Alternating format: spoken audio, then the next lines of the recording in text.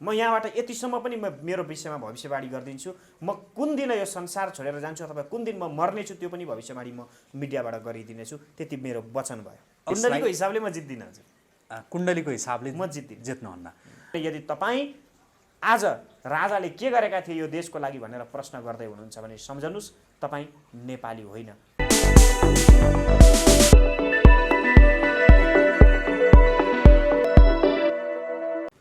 दर्शकवृन्द नमस्कार। यति बेला हामीसँग हुनुहुन्छ ज्योतिषी पण्डित पुष्कर खतिवडा। उहाँ केही समय अघि मात्रै राष्ट्रिय प्रजातन्त्र पार्टीमा प्रवेश पनि गर्नुभएको छ। यहाँलाई स्वागत छ कार्यक्रममा। हजुर धन्यवाद।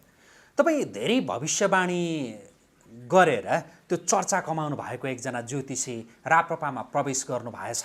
कस्तो देखेर प्रवेश गर्नुभयो? ज्योतिषीय त्यो हिसाब किताब होइन त्यो गरेरै त तपाईँ प्रवेश गर्नुभयो होला।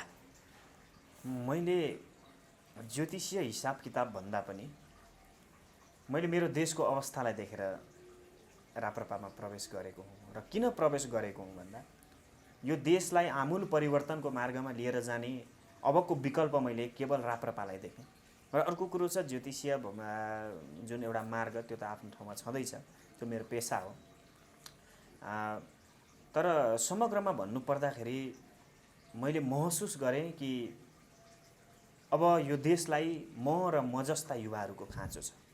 एउटा ज्योतिषी भएर होइन, एउटा गुरु भएर होइन, एउटा नेपाली जनता भएर मैले आत्मचिन्तन गर्दै गर्दाखेरि जब मैले मेरो देशको भविष्यलाई अन्धकार देखेँ, जब मैले मेरो देश भड्खालोमा गएर भासिँदै गरेको देखेँ, जब मैले मेरो देश विदेशीहरूको जङ्गलमा फस्दै गरेको देखेँ, त्यो सहन नसकेर आएको एउटा चाहिँ राजनीतिमा आएको एउटा यो शरीर केवल ज्योतिषीय हिसाब र किताब गरेर मात्रै होइन, यो देशको अवस्थालाई मध्यनजर गरेर हो भन्न रुचाउँछु म चाहिँ। अब तपाईँलाई ज्योतिषी भन्ने कि या नेता भन्ने? अब चाहिँ राप्रपाको नेता भन्ने कि ज्योतिषी भन्ने? अब यस्तो छ, म पेसाले म ज्योतिषी नै हो। यो पेसा म कहिले छोड्ने नै छैन। तर यदि देशलाई बनाउँछु भनेर देशमा शान्ति र अमन चयनको कामनाले मैले राजनैतिक क्षेत्रमा पाइला टेक्दै गर्दाखेरि मलाई नेता भनेर कसैले बोलाउँछन् भने त्यो पनि स्वीकार्य छ। र कसैले गुरुको नजरले हेरेर मलाई गुरु भनेर सम्बोधन गर्नुहुन्छ भने पनि त्यो पनि मलाई स्वीकार्य छ। किनभने कर्मअनुसारको नाम हुन्छ मान्छेको। जसरी जसले मलाई चिन्नुहुन्छ र जसरी जसले मलाई स्वीकार्न सक्नुहुन्छ म उहाँहरूको लागि त्यही नै हो। अब तपाईँलाई ज्योतिषीका रूपमा पनि र नेताका रूपमा पनि मैले केही जिज्ञासा राख्ने भएँ। तपाईँले दुवै भन्दाखेरि हुन्छ भनेर भनिसकेपछि होइन, ज्योतिषीका रूपमा चाहिँ देशको भविष्य कस्तो देखिरहनु भएको छ? म देशको भविष्यको बारेमा चाहिँ ज्योतिषी भन्दा पनि एउटा सर्वसाधारण नागरिक, कुनै नेता होइन, कुनै ज्योतिषी होइन, कुनै गुरु होइन, सर्वसाधारण भएर मैले देशको बारेमा सोच्नुपर्दा भन्नुपर्दा हेर्नुहोस्, नेपाल आमा त त्यसै पनि छाती पिटी पिटी रोइराखेकी छिन्। हामी जस्ता नेपाली जनताहरूले यो देशको माटोलाई बुझ्न नसक्दा, माटोको मर्मलाई बुझ्न नसक्दाखेरि गलत व्यक्तिहरूको हातमा जब यो देश पर्यो तब यो देशको भविष्य अन्धकारमय भयो। मलाई थाहा छ हामी सबैभन्दा पहिला एक सचेत नागरिक हौँ। कुनै गुरु, कुनै ज्योतिषी अथवा कुनै राजनीतिज्ञ भन्दा पनि हामी यो देशको एक सचेत नागरिक हौँ। र नागरिक भएको हैसियतले मैले भन्छु कि यो देशको भविष्य जबसम्म यो देशमा राज संस्था फर्किँदैन तबसम्म मैले अन्यलमै देखेको छु। तपाईँ अरू पार्टीमा पनि प्रवेश गर्न सक्नुहुन्थ्यो नि होइन? त हुन त तपाईँको मनमा त्यो राज संस्था हिन्दू राष्ट्र थियो होला र तपाईँ यता प्रवेश गर्नुभयो होला राप्रपामा। तपाईँलाई अघि पनि मैले भने तपाईँ एकजना ज्योतिषी पनि हो कि तपाईँले हेर्दै नहेरी त तपाईँ यता प्रवेश गर्नुभयो होइन होला। के हेर्नुभयो र कस्तो देख्नुभयो राप्रपामा ताकि अरू पार्टीभन्दा मेरो राजनीतिक यात्रा चाहिँ राप्रपाबाट चाहिँ ठिक हुन्छ भन्ने तपाईँलाई लाग्यो, तपाईँको अन्तर्मनले देख्यो? एकजना ज्योतिषीको आँखाबाट चाहिँ किन त्यो राप्रपा नै ठिक लाग्यो भनेर यहाँसँग सोधेँ।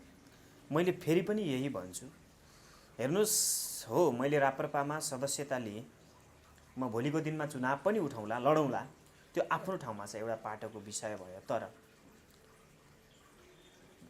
म राप्रपामा गएको राप्रपासँग मेरो सिद्धान्त मिलेर हो र मैले बार यही भन्दै आइरहेको छु, यदि कुनै दिन राप्रपाको सिद्धान्त र मेरो सिद्धान्तमा फरक खान्छ, मतान्तर हुन्छ भने सबैभन्दा पहिला राप्रपा नाम गरेको पार्टीलाई परित्याग गर्ने व्यक्ति पनि म नै हुनेछु, त्यसमा दुई मत छैन।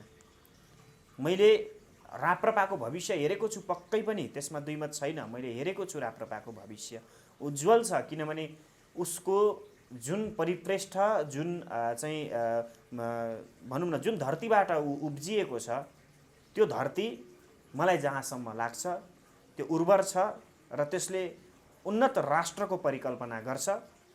र मलाई यो पनि विश्वास छ, मैले जुन क्षेत्रमा हात हालेको छु, भोलिको दिनमा गएर त्यो क्षेत्रबाट मैले त्यति सजिलै अथवा मेरो सिद्धान्त मिलेन भनेर मैले खुट्टा झिक्नुपर्ने अवस्था पनि आउने छैन। त्यो कारणले गर्दाखेरि मैले यो क्षेत्रमा आफ्नो पाइलालाई अगाडि सारेँ। त्यो सिद्धान्त भनेको चाहिँ कस्तो राजनैतिक सिद्धान्त भन्नुभयो कि या ज्योतिषीय सिद्धान्त? म राजनीति जान्दिनँ, न त मेरो कुनै परिपृष्ठ छ, न त कुनै मेरो ब्याकग्राउन्ड छ राजनीतिको। हेर्नुहोस्, न त मेरो कुनै राजनीति सम्बन्धीको त्यस्तो खास लगाव नै हो।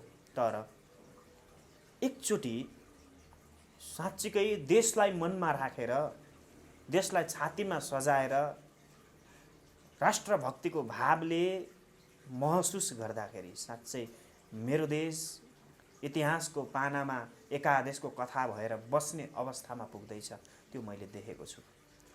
तपाईँले यसभन्दा अगाडि जो ज्योतिषीय भविष्यवाणीहरू गर्नुभएको थियो, ती भविष्यवाणीमा अब राष्ट्रिय प्रजातन्त्र पार्टीका अध्यक्ष राजेन्द्र लिङ्गदेन प्रधानमन्त्री हुने मिति यो हो भनेर पनि तपाईँले त्यो भन्नुभएको छ, होइन? अहिले कस्तो लागिरहेको छ तपाईँलाई? राप्रपाभित्र अब तपाईँ त त्यहाँ प्रवेश गरिसक्नुभयो। साँच्चै राजेन्द्र लिङ्गदेन र अरू जो नेताहरू हुनुहुन्छ, उहाँहरूका गतिविधिहरू हेर्दाखेरि आफूले जो भविष्यवाणी गरेको कुरा मिल्ने तपाईँले छनक देखिरहनु भएको छ कि या होइन? त्यहाँ राप्रपामा प्रवेश गर्नुभन्दा अगाडि ज्योतिषीय हिसाब किताब गरेको कुरा र अहिले त्यहाँ यसो छाम्दाखेरि अलिकति फरक पाउनु भएको छ? होइन, मैले फरक पाएको छैन। पहिलो कुरो त के हो भने, हेर्नुहोस्, कति बेला भूकम्प जान्छ र कति बेला घरहरू भत्किन्छन् भन्ने कुरा हामीलाई थाहा हुँदैन। नेपालको राजनीति कति बेला कसको हातमा गएर टुङ्गिने हो, बिसाउने हो भन्ने कुरो त्यो कसैलाई पनि थाहा हुँदैन र थाहा हुन पनि सक्दैन। रह्यो कुरा राजेन्द्र लिङ्गदेन अथवा राप्रपा नाम गरेको पार्टीको, मैले फेरि पनि यही भन्छु, राजेन्द्र लिङ्गदेन प्रधानमन्त्री हुन्छन्, त्यसमा दुई मत छँदै छैन, कतै छैन। अब त झनै तपाईँले भन्नै पर्ने भयो नि, होइन? त्यही पार्टीको एकजना नेता भइसकेपछि त राजेन्द्र लिङ्गदेन प्रधानमन्त्री बन्दैनन् भनियो भने पनि अप्ठ्यारो हुन्छ फेरि। हिजो म राप्रपा प्रवेश नगर्दा पनि मैले बोलेको शब्द यही हो, म अहिले राप्रपामा हुँदा पनि मैले बोलेको शब्द यही हो, भोलि सिद्धान्त नमिलेर मैले राप्रपा त्याग्नु परेको खण्डमा बोल्ने शब्द पनि यही हो। हजुर, तपाईँले 2081 साल भन्नुभएको छ, सम्झना छ नि है? राजेन्द्र लिङ्गदेन प्रधानमन्त्री हुने वर्ष हो 2081 हो। अब हुन त अघि अनौपचारिक कुराकानीमा यहाँले हामीसँग यो ज्योतिषीय भविष्यवाणीका लागि चाहिँ नभन्ने त्यो एउटा शर्त नै राख्नु भएको थियो। यद्यपि मैले यहाँलाई त्यति बेला पनि भनेको थिएँ केही चाहिँ यहाँले बोल्नुपर्छ भनेर, होइन? र मैले यहाँलाई सोधेँ पनि, तपाईँलाई ज्योतिषी भन्ने कि नेता भन्ने भनेर, दुवैभन्दा मलाई ठिकै छ भनेर भनिसकेपछि तपाईँ एकजना ज्योतिषी पनि हो, त्यो भएर तपाईँले ज्योतिषीय कोणबाट पनि बोल्नुपर्छ। तपाईँ आफ्नो चाहिँ भविष्य कस्तो देखिरहनु भएको छ राप्रपामा? मैले के हुन्छ भने नि हजुर, जसले राष्ट्रको भविष्य बनाउनको लागि भनेर आफ्नो जीव ज्यान दिएर लागि परेको छ, उसलाई आफ्नो भविष्यको मतलब हुँदैन। तर मैले हेरेको भविष्य अथवा मैले आफूले देखेको आफ्नो भविष्यको बारेमा वर्णन गर्नु पर्दाखेरि म थोरै एउटा सानो घटना सुनाउँछु। म सानो थिएँ, म त्यस्तै 9-10 वर्षको थिएँ होला। मलाई कुनै ठाउँमा, मेरो गाउँ नजिकै पारिपट्टिको कुनै गाउँमा मेरो बुवाहरूले एकजना गुरु ज्योतिषीकोमा लिएर जानुभएको थियो र त्यति बेला मलाई गुरुले भन्नुभएको थियो, कि जसरी म आज काठमाडौँमा छु, जसरी आज मैले धेर थोर मिडियाको मार्फतद्वारा मलाई मान्छेले चिन्नु भएको छ, चर्चा कमाइराखेको छु र म आज जसरी राजनीतिमा आएको छु, यी कुराहरू मलाई मेरो गुरुले पहिला नै बताइसक्नु भएको थियो। मेरो बारेमा म 9 वर्षको उमेरको हुँदैखेरि मलाई मेरो गुरुले भविष्यवाणी गरिदिनु भएको थियो र उहाँले यो पनि भन्नुभएको छ। म यसरी बुझाउन चाहन्छु हजुरलाई, त्यो मैले देखेको कुरा पनि र मेरो गुरुको आशीर्वाद पनि हो कि भोलिको दिनमा पुष्कर खतिवडा नाम गरेको गुरु अथवा कुनै एउटा व्यक्ति एउटा राजनीतिक क्षेत्रमा यो देशको हविगत र यो देशको अवस्थालाई कतै चाहिँ एउटा भनौँ न पोजिटिभ बाटोतिर, सही बाटोतिर मार्गनिर्देश गरेर यो भविष्य बनाउने कुरामा सबैभन्दा बढी योगदान दिने बा पुष्कर खतिवडा नै पो हुन्छन् कि।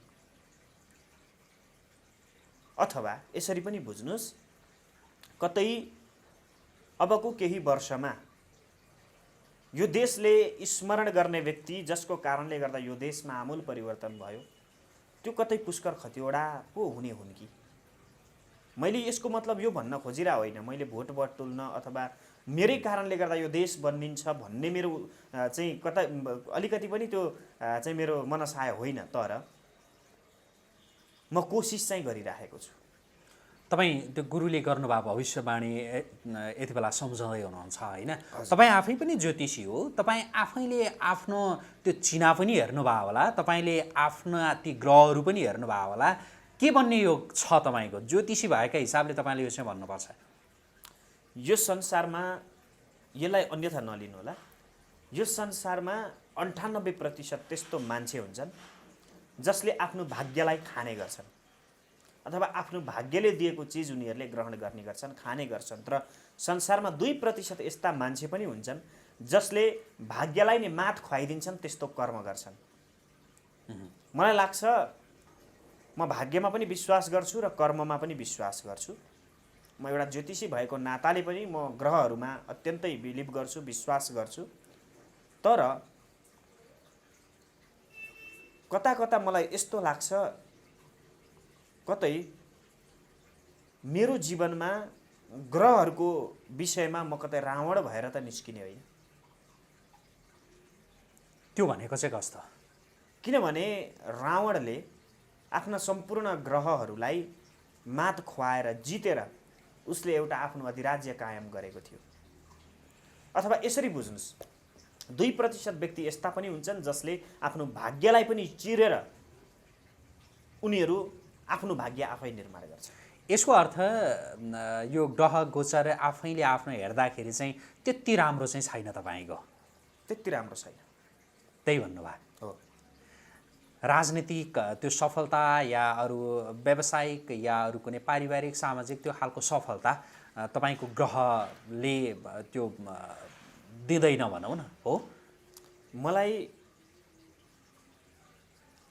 आजसम्म म जहाँ छु अथवा जे छु नि, त्यो मलाई मेरा ग्रहले दिएर म भएको होइन हो। मेरो पितृको आशीर्वाद होला, मलाई भगवानले हात थाप दिनुभयो अथवा मलाई भगवानले आशीर्वाद दिनुभयो होला, तपाईँको चाहिँ हनुमानजीको आशीर्वाद होला, मलाई आफ्नो ठाउँमा छ। ग्रहहरूको आशीर्वाद पनि होला।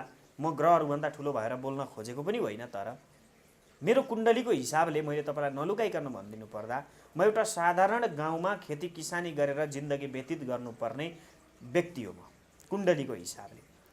अब त्यो कुण्डलीको हिसाबले हेर्दाखेरि तपाईँ त्यस्तो हुनुपर्ने हो होइन? तर तपाईँ अहिले जुन अवस्थामा हुनुहुन्छ त्यो कुण्डलीभन्दा फरक खालको हुनुभयो भने त्यो कुण्डलीमा भएका कुरा मिल्दा रहेनछन्। अनि तपाईँ यो ज्योतिषी पेसा जो गरिरहनु भएको छ नि, ज्योतिष पेसामा जो हुनुहुन्छ, मान्छेहरूलाई तपाईँको ग्रह गोचर यस्तो त्यस्तो भनेर भनिरहँदा मैले भन्ने न हो मेरो आफ्नै त मिलिरहेको छैन भने यिनीहरूलाई किन भनिरहने भन्ने कुरा चाहिँ आउँदैन? एकदम राम्रो कुरा हो, त्यो सही प्रश्न गर्नुभयो। तर मैले अघि सुरुमै मैले तपाईँलाई भनिसकेको थिएँ, 2% व्यक्ति संसारमा यस्ता हुन्छन् जसले आफ्नो भाग्य आफै लेख्छन्। र अर्को कुरा रह्यो मिल्ने नमिल्ने भन्ने कुरा। तपाईँलाई थाहा छैन, म जबसम्म म 17-18 लगभग 18-19 वर्षको उमेरको थिएँ, हेर्नुहोस् मैले घरमा गिटी र बालुवा बोकेर दुःख गरेर पढेको मान्छे हो। मैले फर्निचरमा काठमा रङ लगाएर पढेको मान्छे हो। म एक साग खान पाउँदाखेरि खुसीले उफ्रिन्थेँ म त्यति बेला। र जब मैले ज्योतिषीय क्षेत्रलाई यसरी अँगालेँ सबैभन्दा पहिला मैले मेरो भविष्य हेरेँ। जब म मेरो भविष्यसँग परिचित छुइनँ भने मैले अरूलाई तेरो भविष्य यस्तो छ भनेर भन्नु त्यो मूर्खता हो। र म गर्वका साथ भन्छु मैले मेरो कुण्डलीको भविष्यलाई परिवर्तन गरेको छु, अथवा मैले त्यस्तो कर्म गरिराखेको छु जुन कर्मले जुन बाटो हिँड्दाखेरि हेर्नुहोस् बाटो चिन्न जरुरी छ नि। म त्यही त भनिरहेको छु 2% व्यक्ति त्यस्ता हुन्छन् जसले आफ्नो भाग्य आफै लेख्छन्। तपाईँको म त्यस्तो कर्म गरिरहेको छु, त्यो बाटोबाट हिँडिरहेको छु जुन मलाई कुण्डलीले नहिँड भनिरहेको छ, अथवा कुण्डलीमा त्यो बाटो हिँड्न भनेर मेरो लेखेकै छैन। मलाई थाहा छ म यो बाटो हिँड्दा कुनै न कुनै दिन काहीँ न काहीँ गएर भड्खालोमा पर्छु, त्यो पनि मलाई थाहा छ। यति मैले मेरो भविष्य देखेको छु। तर यदि म पर्दैछु भने त्यति बेला म यो देशको प्यारो र यो देशको माटो सुहाउँदो भएर पर्नेछु। त्यसको लागि मैले बाटो स्वीकार गरेको। यसको अर्थ तपाईँलाई त्यो कुण्डलीहरूमा नै त्यति धेरै त्यो विश्वास पनि लाग्दैन? त्यो त बिल्कुलै हुनै सक्दैन नि। विश्वास छ र मलाई कुण्डली सँगसँगै यो पनि विश्वास थियो कि म यो बाटो हिँडेँ भने मैले यो मार्गलाई अँगालेँ भनेदेखि म यहाँसम्म पुग्छु भनेर।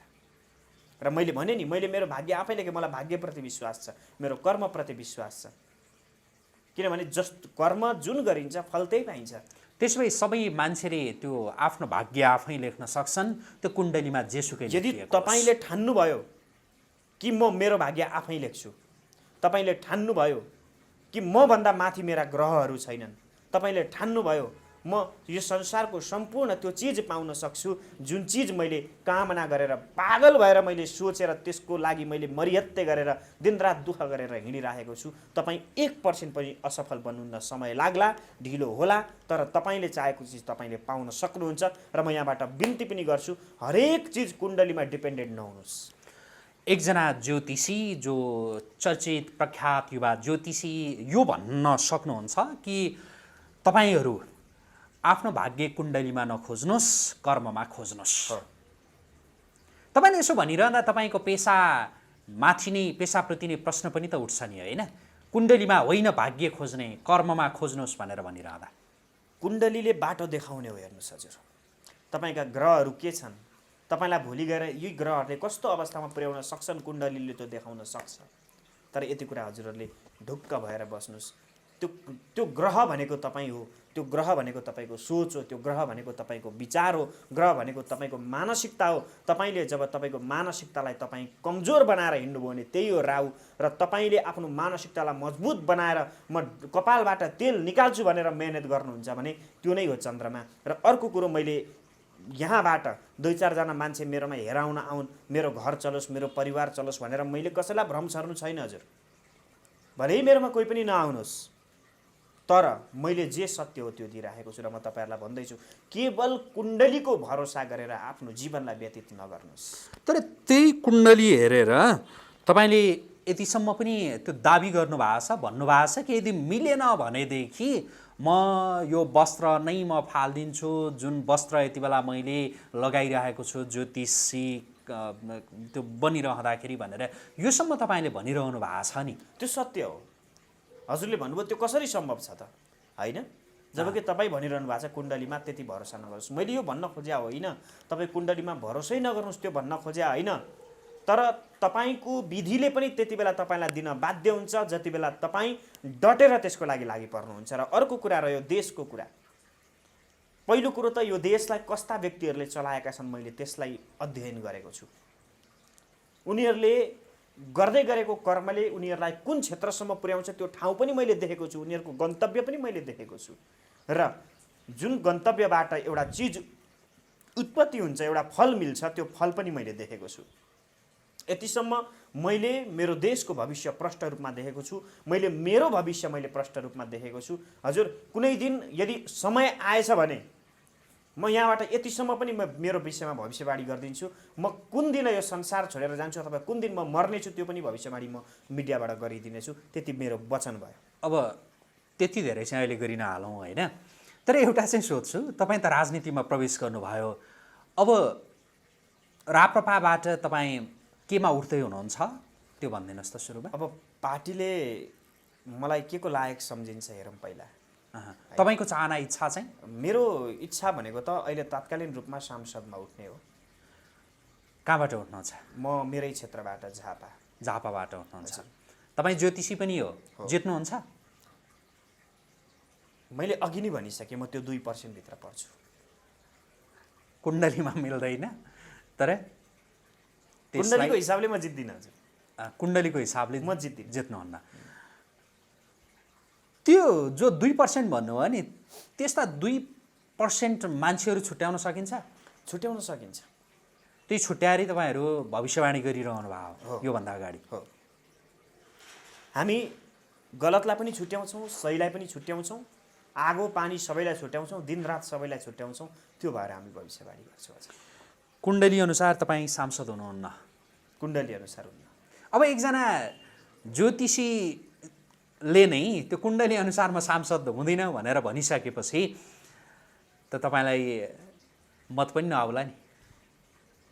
मैले अघि नै भने नि, कर्मले म हुन्छु, कुण्डलीले हुन्न र कर्मले हुन्छ। र म आजसम्म जे छु म मेरो कर्मले छु। तपाईँलाई त ज्योतिषीका रूपमा हेर्छन्, चिन्छन् धेरैले होइन। एकजना ज्योतिषीले मेरो कुण्डलीमा नै हो, सांसद हुने योग छैन भनेर भनिसकेपछि त तपाईँलाई मत नदेलान् नि भनेको कि। हेरौँ, त्यो समयले बताउने कुरा हो। अर्को कुरो हजुरले भन्नुभयो तपाईँ ज्योतिषी, तपाईँलाई थाहा छ तपाईँ जित्नुहुन्छ जित्नुहुन्न चुनावबाट भन्ने कुरा मलाई गर्नुभयो। तपाईँले यसलाई पनि के राम्रोसँग बुझिदिनुहोस् भने म ज्योतिषी, मलाई थाहा छ म जित्छु या जित्दिनँ। यदि मलाई जित्दिनँ भन्ने थाहा छ भने मलाई यो पनि त थाहा होला नि मैले के गरेको खण्डमा म जित्छु, होइन र?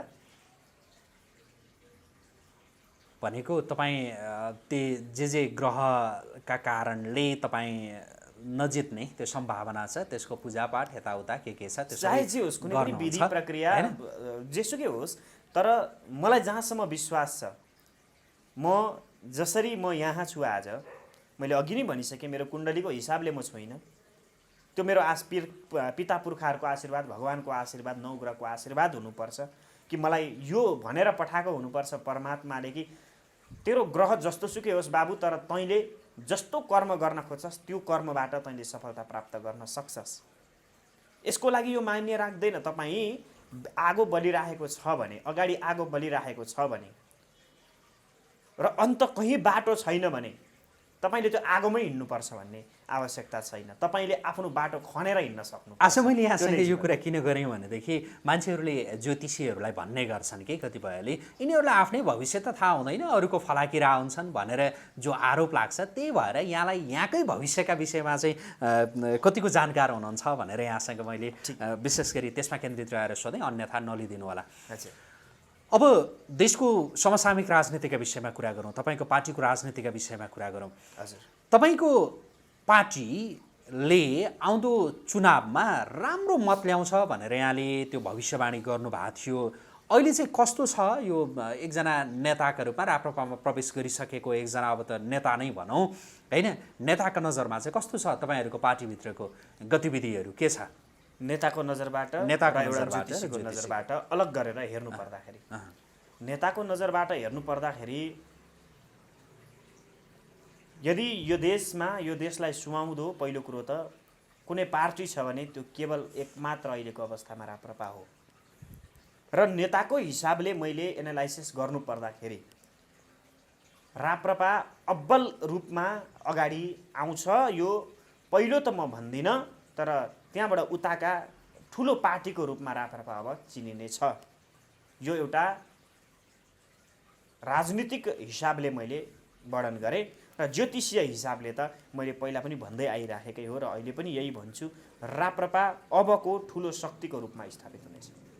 अबको भनेको यो जस्तो स्थानीय तहको निर्वाचन त सम्मुखमा छ, यही निर्वाचनमा कि अलि पछिको निर्वाचनमा? स्थानीय क्षेत्रको निर्वाचनमा राप्रपालाई अलिकति गाह्रो छ, थोरै गाह्रो छ। राप्रपाले पनि धेरै सिटहरू त ल्याउँछन्, तर पहिलाको हेरी राप्रपाले धेरै सिट त ल्याउँछन्, तर अलिकति गाह्रो छ। यो चाहिँ मैले एउटा नेताको हिसाबले अथवा भनौँ एउटा राजनीतिक क्षेत्रमा लागेको हैसियतले मैले यो भन्दैछु है। अब तपाईँ त एकजना नेता पनि अब होइन, जस्तो तपाईँको पार्टीभित्र चाहिँ अब यो गठबन्धन गर्ने नगर्ने, कहाँबाट कसरी लड्ने के गर्ने भन्ने विषयमा तपाईँ ज्योतिषी पनि अनि नेता पनि, तपाईँसँग ज्योतिषीय कोणबाट चाहिँ तपाईँभन्दा जो माथिल्लो तहमा रहेका नेताहरू जो हुनुहुन्छ उहाँहरूले सरसल्लाह गर्नुहुन्छ कि गर्नुहुन्न? अहिले हामीले कुनै पनि पार्टीसँग भनौँ न एकबद्ध भएर काम गर्ने बारेमा राप्रपाको व्यक्तिगत त्यस्तो कुनै पनि विचार छैन। र रह्यो अर्को कुरा, यदि अवस्था आइपरेको खण्डमा र गर्नै पर्ने भएको अवस्थामा त्यो परिस्थिति अनुसार राप्रपा चल्छ। ज्योतिषीय कोणबाट चाहिँ हेर्दाखेरि यो गठबन्धन चाहिँ राप्रपालाई फाप्छ कि फाप्दैन? राप्रपालाई पहिलो कुरो गठबन्धन फाप्दैन र म एउटा गुरु भएको नाताले मैले राप्रपालाई सल्लाह दिनु पर्दाखेरि राप्रपाले गठबन्धन पनि गर्नु हुँदैन। कोहीसँग पनि हुँदैन। एमालेसँग कुरा चलिरहेको छ, मिडियामा आइरहेको छ, के हो सत्य तथ्य मैले पनि राम्रोसँगले भित्री कुरा बुझ्न त बुझेको छैन, तर पनि एउटा मिडियामा आएको कारणले गर्दाखेरि र आफू त्यही सर्कल त्यही साथीभाइहरूसँग भेटघाट हुँदाखेरि जुन कुराहरू हुन्छन् ती कुराहरूबाट प्रष्ट रूपमा बुझ्दाखेरि अहिले राप्रपाको केन्द्रबाट कुनै पनि त्यस्तो खालको प्रस्ताव जारी भएको छैन। तपाईँ एउटा पेसा गरिरहेको मान्छे किन राजनीतिमा प्रवेश गर्नुभयो? मैले सुरुमै भनिसकेँ। एकपल्ट दोहोऱ्याइदिनुहोस् त। पहिलो कुरो, म एउटा गुरु हुनुभन्दा पनि पहिला, म एउटा ज्योतिषी हुनुभन्दा पनि पहिला म यो देशको नागरिक हुँ। जब देश नै रहेन भने यो कपडा लगाएर मैले यो मातृभूमिमा टेक्ने मेरो हैसियत हुँदैन, यो टेक्ने मैले अवसर पाउँदिनँ। देश नै यदि रहेन भने पहिला त देश, अनि मात्रै म, अनि मात्रै मेरो धर्म, अनि मात्रै मेरो संस्कृति, अनि मात्रै मेरो संस्कार। त्यो भनेको राप्रपाबाट मात्रै सम्भव छ, अरूबाट छैन? छैन, बिल्कुलै। देखिहाल्नुभयो त, सम्भव हुन्थ्यो भनेदेखि त आज नेपालमा बेचिँदासम्म पनि हिजो देख्नु भएन तपाईँको चाहिँ नि होली खेल्नका लागि कति जनताहरू भेला भएका थिए होइन? होली खेल्नको लागि रङ दलेर तपाईँको चाहिँ नि उफ्रिकन नसाको तालमा मदिराको रङमा रङ्गिएर युवा युवतीहरू किशोर किशोरीहरू कसरी सडकमा उफ्रिएका थिए। अस्ति एमसीसी पास हुने बेलामा तिनीहरू कहाँ गएका थिए, कहाँ विलुप्त भएर बसेका थिए। यदि तिनीहरू पनि एमसीसीको विरुद्धमा सडकमा उत्रिएको थियो भने सायद नेपाल आमा बेचिने थिएनन्। हुन त एमसीसी पास भइसकेको छैन, तर पनि त्यो अवस्था आइसकेको छ नि त देशमा। एमसीसी त पास भइसक्यो नि, संसदले पास गर्यो? छैन, कहाँ पास भयो? हामी यो भ्रममा छौँ कि एमसीसी पास भइसक्यो। अनि के भयो? व्याख्यात्मक टिप्पणी मात्रै उसले ओके गरे हो हजुर, एमसीसी पास भएको छैन। र यो भोलि गएर नेपाली जनताले कुनै पनि आन्दोलन जस्ता कृत्यहरू नगरून् भनेर नेपाली जनतालाई डाइभर्ट गरिदिनको लागि गरेको राजनीति मात्रै हो। एमसीसी पास भएको छैन र हुन दिनु पनि हुँदैन र हुनु हुँदैन। अब तपाईँले पास भएको छैन भनेर भन्नुभयो होइन? संसदमा सभामुखले त्यो घोषणा गरिसक्नु भएको छ। अब तपाईँको कस्तो खालको राजनैतिक त्यो टिप्पणी हो होइन? अब जस्तो अरूहरूले नि बुझ्नु होला, यहाँले पनि बुझ्नु होला। अब यो देशको राजनीति चाहिँ भोलिका दिनमा कतातिर जाँदैछ, के हुँदैछ? म यो विषयमा एउटै मात्र कुरा निचोड दिन्छु। यो विषयमा मैले यसलाई कुनै पनि टिप्पणी गर्नुभन्दा पनि ज्यादा, यदि आज जसको हातमा, जो शासकहरूको हातमा यो देश छ, म शासकभन्दा पनि शोषक भन्न रुचाउँछु यिनीहरूलाई, जसको हातमा यो देश छ, यदि यिनीहरूकै हातमा यो देश भइराख्ने हो भने यो देश रहँदैन। र यदि यो देश रहनुपर्छ भने अब राष्ट्रिय प्रजातन्त्र पार्टी सदनमा आएर, सत्तामा आएर राष्ट्रिय प्रजातन्त्र पार्टी यो एउटा देशको प्रमुख शक्ति भएर यो देशको प्रतिनिधित्व गर्नुपर्छ, होइन भने अरूबाट सम्भव छैन। राष्ट्रिय प्रजातन्त्र पार्टीबाट चाहिँ किन सम्भव छ? किनभने राष्ट्रिय प्रजातन्त्र पार्टी कुनै पार्टी होइन, यो जनताको घर हो। तपाईहरुले बुझ्नु होला, यदि राष्ट्रिय प्रजातन्त्र पार्टीभित्र तपाईँ प्रवेश गर्दै हुनुहुन्छ भने सम्झिनु होला कि हामी कुनै पार्टीभित्र प्रवेश गर्दैछौँ, कुनै पार्टीको चाहिँ नि हामी झोला बोकेर कार्यकर्ता भएर हिँड्दैछौँ। म यहाँबाट बिन्ती गर्छु, यदि तपाईँ राप्रपामा आउँदै हुनुहुन्छ भने तपाईँ पार्टीको कार्यकर्ता होइन, तपाईँ नेपाली हो र जो नेपाली हुँ भनेर भन्दछन् भने उनीहरू राष्ट्रिय प्रजातन्त्र पार्टीमा एक ढिक्का भएर उभिन्छन्। यसमा दुई मत छैन। तपाईहरुले राष्ट्र संस्था र हिन्दू राष्ट्रको एजेन्डा बोक्नु भएको छ, तपाईको पार्टीले बोकेको छ। यो राष्ट्र संस्था पुनर्स्थापना भयो भनेदेखि चाहिँ सब ठिकठाक हुन्छ, देशका अहिलेका सबै समस्याहरू भन्ने हो? आगो लागेको ठाउँमा दमकल ल्याएर पानी हालिदिएपछि के हुन्छ हजुर? डढेलो हट्न समय लाग्ला, कोइला त्यहाँबाट खरानी निस्किन समय लाग्ला, त्यहाँभित्र भएको फोहोर सफा हुन समय लाग्ला, तर विनाश हुनबाट रोकिन्छ नि त। पहिले पनि राष्ट्र संस्था त थियो नि देशमा भनेर भन्छन् होइन, हुन पनि हो, पहिला थियो, तर त्यति बेला के भयो त भन्नेहरू, त्यो प्रश्न गर्नेहरू पनि प्रशस्तै छन् नि। हो, ती प्रश्न गर्नेहरू मलाई जहाँसम्म लाग्छ एक नेपाली भएर सोचिरहेका छैनन् हजुर। किन छैनन् भने राजाको पालोमा के भयो? राजाको पालोमा कल कारखानाहरू किन खुले? आज हेर्नुहोस्, प्रत्येक घरका प्रत्येक व्यक्तिहरूलाई राजा हुने रहर छ, सबैको इच्छा राजा हुनेछ र घरै पछि राजा हुने इच्छा हुँदाखेरि आज यो देश यस्तो अवस्थामा पुगेको छ। हिजो एउटा राजा हुँदाखेरि हिजो देश बेचिएन, त्यो भडुवाहरूलाई सह्य भएन। हिजो कल कारखाना थियो, त्यो भडुवाहरूलाई सह्य भएन। हिजो खोला नाला बेचिएको थिएनन्, त्यो भडुवाहरूलाई सह्य भएन। हिजो राजाका पालामा चाहिँ अनेक राजमार्गहरू बनिए, त्यो भडुवाहरूलाई सह्य भएन।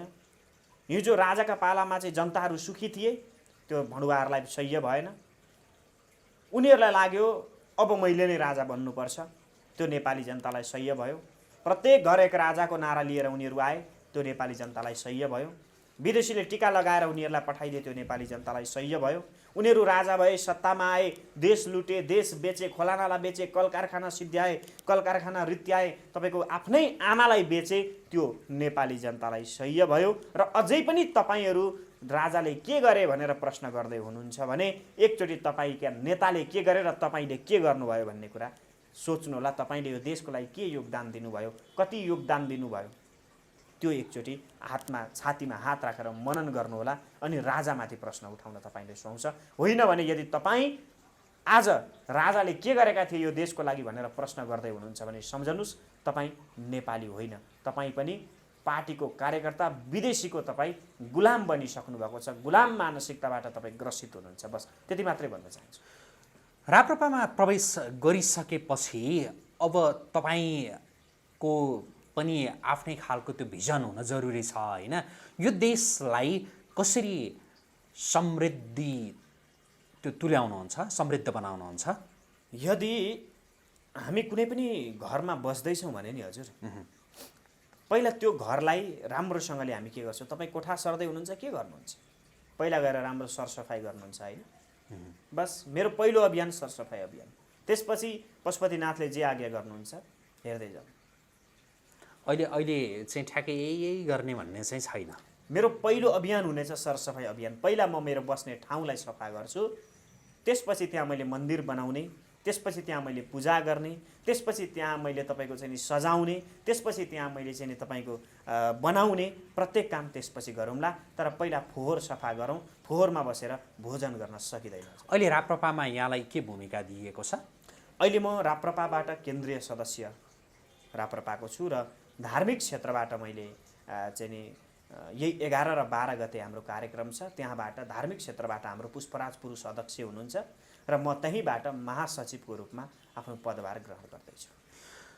तपाईँहरूको पार्टीमा जो हिन्दू धर्मप्रति, पूर्वीय दर्शनप्रति आस्था राख्ने, विश्वास राख्ने धेरै हुनुहुन्छ होइन? सबै हुनुहुन्छ भन्दा नि फरक नपर्ला। जो हिन्दू राष्ट्रका पक्षमा भएकाहरू नै राप्रपामा छन्, राष्ट्र संस्थाका पक्षमा रहेकाहरू न, त्यहाँभित्र चाहिँ तपाईँहरूलाई नेताहरूले मेरो चाहिँ कस्तो छ के छ म अब कुन पदमा उठाउँ होइन के गरौँ कसो गरौँ मेरो राजनैतिक भविष्य कस्तो छ भनेर चाहिँ सोध्नुहुन्छ कि सोध्नुहुन्न? सोध्नुहुन्छ, बेला बेला फोन गर्दै गर्नुहुन्छ। अँ, अनि मलाई के लाग्छ भने जब तपाईँलाई आफूप्रति विश्वासै छैन भने तपाईँ राजनीतिमा उठेर के गर्नुहुन्छ होइन? अनि भनौँ न, जब कि उहाँ आफू नै पर्फेक्ट हुनुहुन्न कुनै पनि कार्य गर्नको लागि भने ए बाबा तपाईँलाई विश्वास छैन तपाईँले जित्नुहुन्छ भन्ने तपाईँ किन चुनावमा उठ्ने? तपाईँलाई तपाईँप्रति विश्वास छैन भने किन तपाईँ लड्ने युद्ध? तपाईँले हार्नुहुन्छ भन्ने जान्दा जान्दै, तपाईँ मर्नुहुन्छ भन्ने जान्दा जान्दै जानी त्यहाँ किन हाम फाल्ने? अनि मलाई लाग्छ उहाँहरूलाई मैले किन निराश बनाउने हुँदैन भनेर, हुन्छ भनेर किन झुटो आश्वासन दिने? त्यही भएर म तटस्थ रूपमा बस्दिन्छु। ठिकै छ, कुनै समय फुर्सदमा हजुर गरौँ न, बसौँ न, हेरौँ न, मलाई नि हेर्न मन लागेछ भनिदिन्छु, त्यही मात्र। राजेन्द्र लिङ्गदेनले चाहिँ तपाईँलाई राप्रपा प्रवेश गरिसकेपछि उहाँको कुण्डली देखाउनु हो कि देखाउनु भएन? यो विषयमा म हजुरहरूसँग पछि कुरा गरौँला। देखाउनु भयो या भएन मात्रै त भन्न मिल्ला नि। यो बडो अप्ठ्यारो प्रश्न सोध्नुभयो। देखाउनु भयो भनौँ भने यो कमेन्टमा आइहाल्छ, ए राजेन्द्र लिङ्गदेनको भविष्य हेरिआएर छ त्यही भएर बकबक गरिरहेछ यो ढोङ्गी भनिहाल्छन्। हेर्नुहोस्, अब हेरेको छैन भन्नु भने अन्दाजीको भरमा भने आएर छ भनिन्छ। हेर्नुहोस् है अप्ठ्यारो। अब म के भन्न चाहन्छु भने मैले जति चिज अध्ययन गरेको छु अथवा राजेन्द्र लिङ्गदेनको विषयमा जति चिज मैले पढेको छु, राजेन्द्र लिङ्गदेनलाई जति नजिकबाट मैले पढेको छु, मलाई विश्वास छ जुन मैले भविष्यवाणी गरेको छु त्यो सफल हुन्छ। भनेको तपाईँ राप्रपामा प्रवेश गरिसकेपछि पनि उहाँको कुण्डली चाहिँ हेर्नुभयो, उहाँले देखाउनु भयो? अब के भनौँ, मैले धेर थोर उहाँलाई पढ्ने कोसिस गरेको छु। उहाँलाई पढ्ने एउटा भयो, उहाँको कुण्डली पढ्ने कुरा गरेको के यहाँसँग? मैले हजुरलाई अहिले ठ्याक्कै भन्नुपर्दाखेरि मैले प्रत्यक्ष रूपमा राजेन्द्र लिङ्गदेनजीले रिक्वेस्ट गरेर मेरो हेरिदिनु न गुरु भनेर मलाई उहाँले भन्नु पनि भएको छैन आजसम्म, र मैले त्यसरी उहाँको प्रत्यक्ष रूपमा मैले हेरेको पनि छुइनँ। मैले कसैबाट उहाँको राप्रपामा प्रवेश गर्नु पूर्व नै उहाँको जन्ममिति, जन्म समय सबै कुरा मैले आफूले लिएर मैले चाहिँ धेरै पहिलादेखि भविष्यवाणी गरेको। राप्रपा तपाईँभन्दा केही दिनअघि प्रवेश गर्नुभएका जो अभियन्ता ज्ञानेन्द्र साईको चाहिँ कस्तो छ त्यो ज्योतिषीय कोणबाट हेर्दाखेरि? उहाँले देखाउनु भएको छ कि छैन तपाईँलाई कुण्डली? मैले हेरेको छैन उहाँको कुण्डली। उहाँले देखाउनु भएको छैन? हेरेको छुइनँ, हेर्ने चाहिँ इच्छा छ। हेराउन भनेर भन्नुभएको छ? मसँग त्यसरी पर्सनली रूपमा हेराउने भन्ने विषयमा कुरा भएको छैन। कस्तो देख्नुहुन्छ उहाँको भविष्य चाहिँ तपाईँ राप्रपामा? कुण्डली नहेरिकन पनि यसो मिठो केही भन्न सकिएला नि? मिठो बोल्नुहुन्छ, जनमत बटुल्नु भएको छ, जनता उहाँका पछि नै छन्, पक्कै पनि राम्रो काम गर्दै आउनुभएको छ र मलाई विश्वास छ भोलिको दिनमा राप्रपामा प्रवेश गरेर पनि जनताको मन जित्ने काम उहाँले गर्नुहुन्छ। हुन्छ, कुराकानी यति गरौँ। तपाईँ ज्योतिषीय यो पेसामा रहँदै राप्रपामा प्रवेश गर्नुभएको छ, कुण्डली त त्यति राम्रो छैन मेरो भनेर भनिरहनु भएको छ, तैपनि त्यसलाई जित्ने गरी काम गर्ने जो तपाईँले अठोट लिनुभएको छ, यहाँलाई सफलता मिलोस् हाम्रो तर्फबाट शुभकामना पनि। समय दिनुभयो, धेरै धन्यवाद। हस्, धन्यवाद।